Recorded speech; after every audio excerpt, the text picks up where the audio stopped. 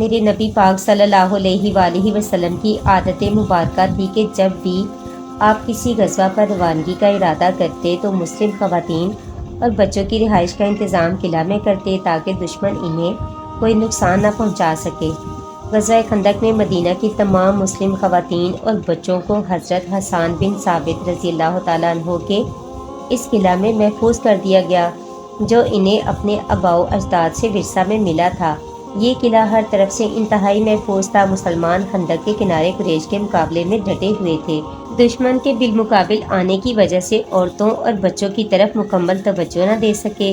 ایک صبح منہ اندھیرے حضرت صفیہ رضی اللہ تعالیٰ عنہ کیا دیکھتی ہیں کہ قلعہ کے نزدیک ایک سایہ متحرک ہے اور کسی کے پاؤں کی آہٹ بھی سنی۔ غور سے دیکھا تو انہیں ایک یہودی قلعے کی جانب بڑھتا ہوا دکھائی دیا اور وہ قلعے کی اندرونی حالت معلوم کرنے کی کوشش کر رہا ہے۔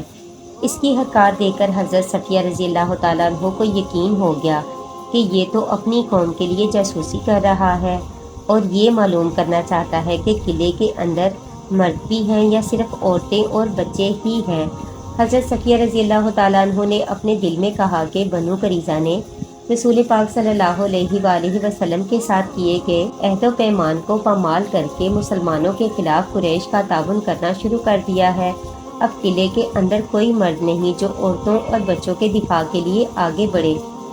رسول پاک صلی اللہ علیہ وآلہ وسلم اور آپ کے صحابہ رضی اللہ تعالیٰ عنہ دشمن کے مقابلے میں مصروف ہیں۔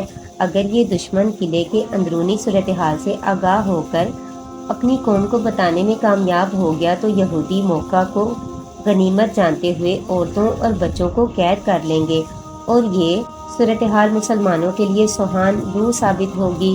اس نازک ترین موقع پر حضرت صفیہ رضی اللہ تعالیٰ عنہ نے اپنا دوپٹہ سر پر باندھا اور ایک پٹکا کمر میں کس لیا، لاٹھی ہاتھ میں لے لی اور قلعے کے دروازے پہ پہنچ گئی۔ بڑی احتیاط کے ساتھ دروازے میں ایک چھوٹا سا سوراخ کر لیا اور اس میں سے دشمن کا بڑی احتیاط اور بیدار مغزی کے ساتھ انتظار کرنے لگی۔ جب وہ قریب آیا تو انہوں نے بڑے زور سے لاٹھی اس کے سر پہ دے ماری اور وہ چکرا کر گر پڑا۔ اس کے بعد لاٹھیوں کی بوچھاڑ کر دی یہاں تک کہ وہ موت کے منہ میں چلا گیا۔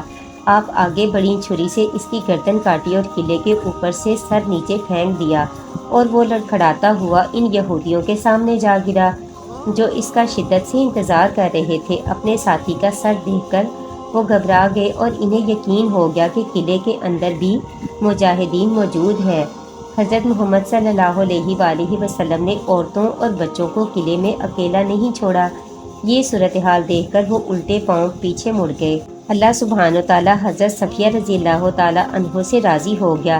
بلا شبہ انہوں نے مسلمان خواتین کے لیے ایک روشن مثال قائم کی، اپنے اکلوتے فرزند کی احسن طریقے سے تربیت کی، اپنے بھائی کی لاش کو دیکھ کر انتہائی صبر و تحمل کا مظاہرہ کیا، مشکلات اور مصائب کو صبر و تحمل سے برداشت کیا، اور تاریخ کے صفحات میں یہ بات ثابت ہوگی کہ حضرت صفیہ بنت عبد المطلب وہ پہلی عظیم خاتون ہے جس نے جرأت و بہادری کا مظاہرہ کرتے ہوئے ایک مشرک کو موت کے گھاٹ اتار دیا۔